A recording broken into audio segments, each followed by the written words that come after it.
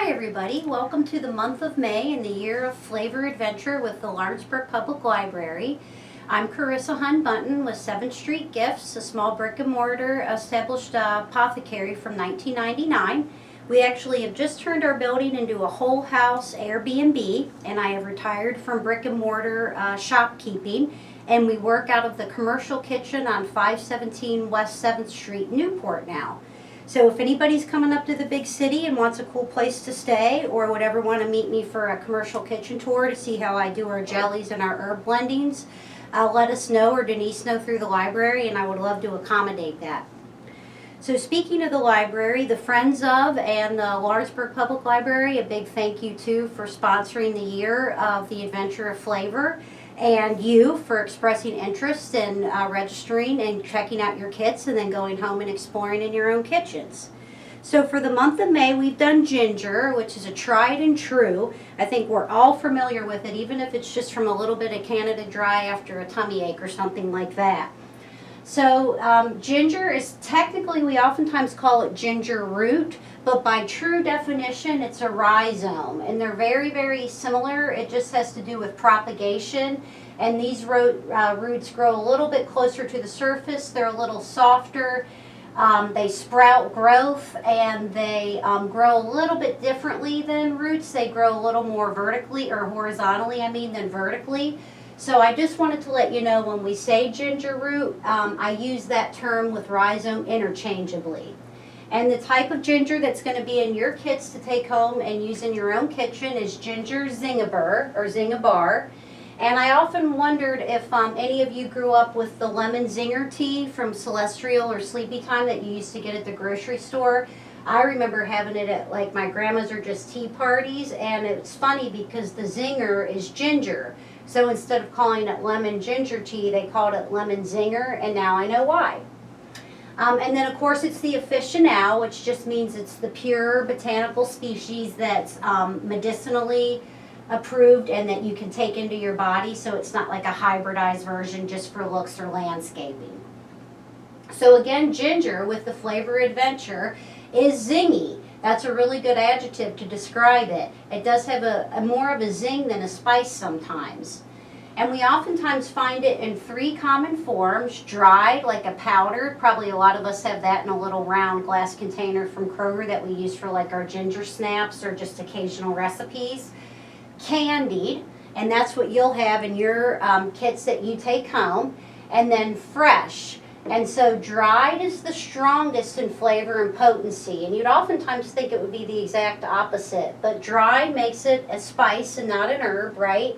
And it has the strongest, most intense concentration of flavor in the world of ginger.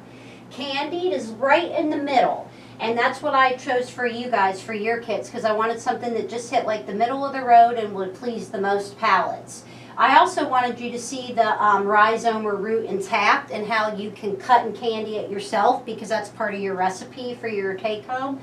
And that's how yours are going to be in your kit. So if you want, you could pop them right into your mouth and eat them like a herbal candy, or you could incorporate them into recipes that are included in your handout.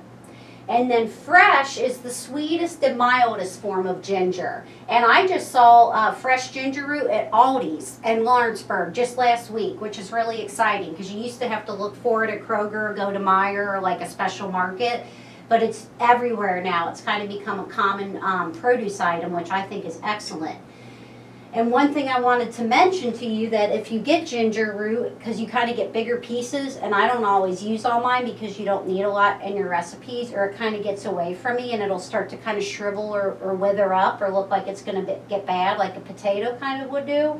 You can easily grow it. A friend of mine, Ian Herman's, taught me this years ago, and you just take an old pot, it can be any pot and any soil you've got like a house plant or a garden plant in, and you plant them long ways, horizontally like this, and that's part of their rhizome action. And within a week, if you water it every day, they like a nice wet damp ground, they'll sprout, and you can grow your own ginger in pots, and your cats and stuff can eat it and nibble on it. So if you want to try fresh ginger and you think I wouldn't use that much or it seems a little expensive, go on ahead and do it and use it in a recipe, and then plant it and make yourself a little ginger house plant or porch plant for the winter. So back to the flavor, to the palate and the tones, when you look at like a gourmet or a culinary recipe, they consider ginger to be like a spicy, peppery, warming flavor or tone. And it does bring like a gentle heat. So not like a strong hot heat like a cayenne pepper or like a habanero, but like a warming, more of like a softer, gentler, subtle heat. And a lot of times people will drink ginger or soak in it for like circulation if they have like cold hands and feet or extremities, because it kind of pumps your circulation up and it does have that warming quality, which is different than a hot.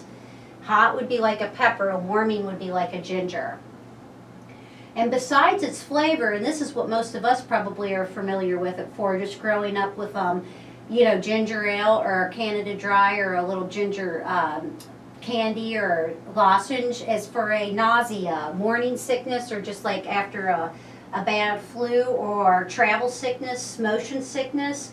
It's really good. And even the scent of it, sometimes if you don't feel well enough to eat, you can take like the candied ginger that's in your bags and kind of rip it apart and just smell it in the scent, or smell the aroma from a hot tea, and it has a really calming, soothing effect on nausea. So that's definitely worth mentioning. The flavor is so strong and spicy and peppery and warming that it pairs really well with sugars and acids. And by that I would just mean like a honey, or like an actual candied sugar, like a granulated cane sugar. And an acid example would be like a vinegar. And that could be like a white or a balsamic or a old apple cider vinegar. So it really does well for marinades, and because it has that balance, you kind of get like the A to the Z, and then maybe a little something in between would be your protein or your pasta or your fat. But it really does well as far as a pairing with anything that's sweet or acidic. So like even a simple oil and vinegar dressing with just a little bit of grated ginger in it really takes it up to the next level. And then another thing it pairs really well with is lemon, and that brings us back to our lemon zinger tea.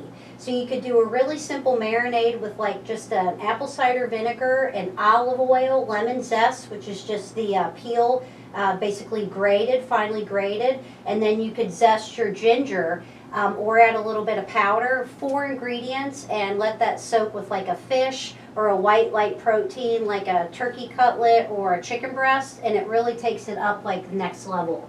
And then if you serve it with a little bit of rice without even getting fancy, it does kind of lend a little bit of an Asian flavor to it without having to get all those fancy ingredients that we don't usually have.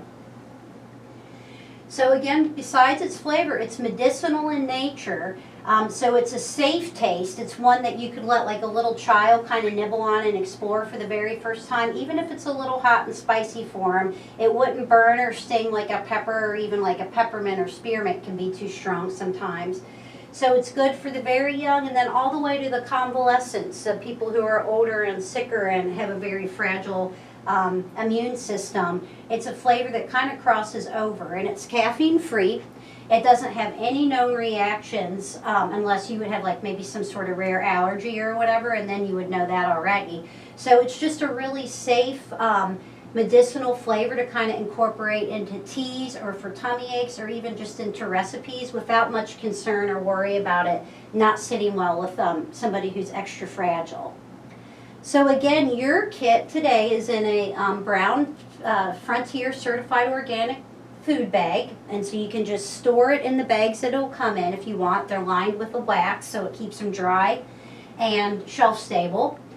And it's a certified organic again, and it's the actual ginger root, and it's like little cubes. And so they've taken the ginger root, which again kind of reminds me of like a sweet potato if you look at it, like a small sweet potato, and they've just cut and cubed it, and then they put it in a simple syrup and candied it.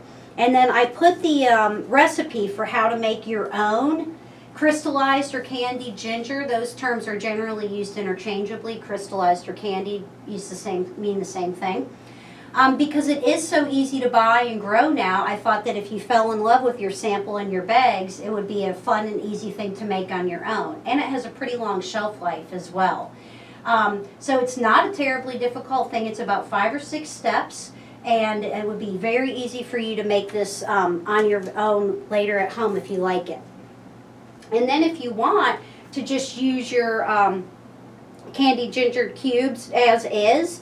You can just chop and mince them and add them into batters, toppings, sprinkle on top of a sundae or like with nuts.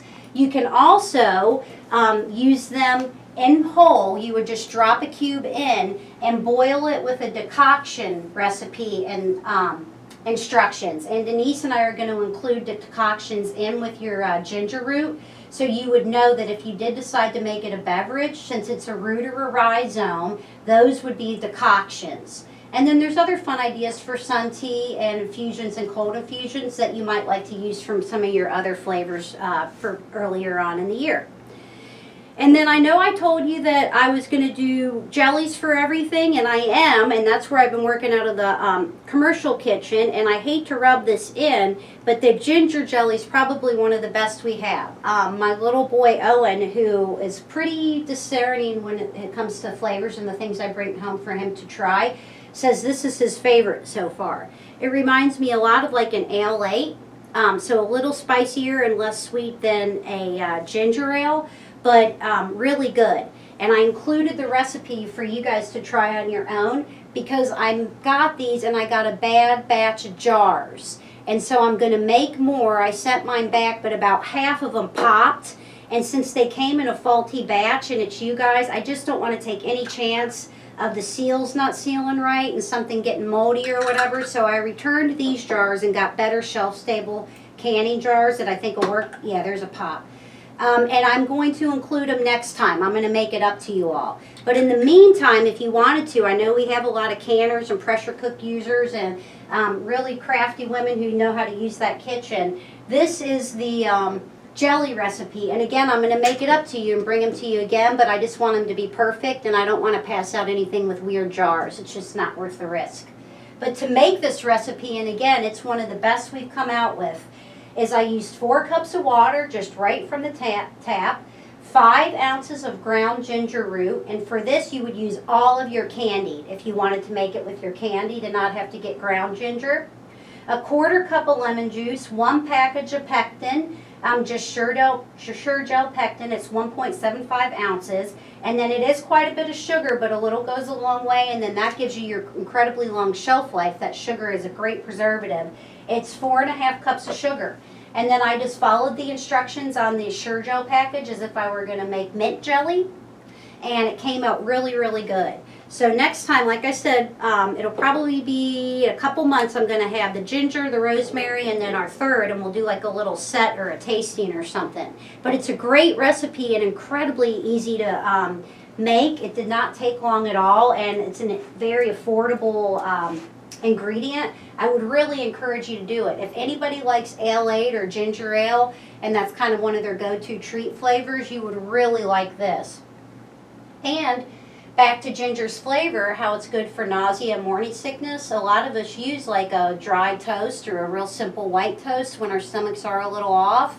And this would be a great way to just incorporate a really nice soothing flavor to it and a little bit of sugar, especially if somebody who hasn't been eating a lot. Get a little shot of sugar and it would help you feel better. So, in conclusion, for the month of May, from Lawrenceburg Public Library and 7th Street Gifts, now operating out of the commercial kitchen on West 7th Street, retired from retail, brick and mortar, we have ginger zingabar officinal, candied in little cubes, and you'll have a handout that tells you a little bit more about it and pairings and recipe flavors. And I will make it up to you with the jellies as soon as I get the jars that are going to seal properly, and I can send you home with something that's top notch. So thanks a lot, and we'll do next month is rosemary.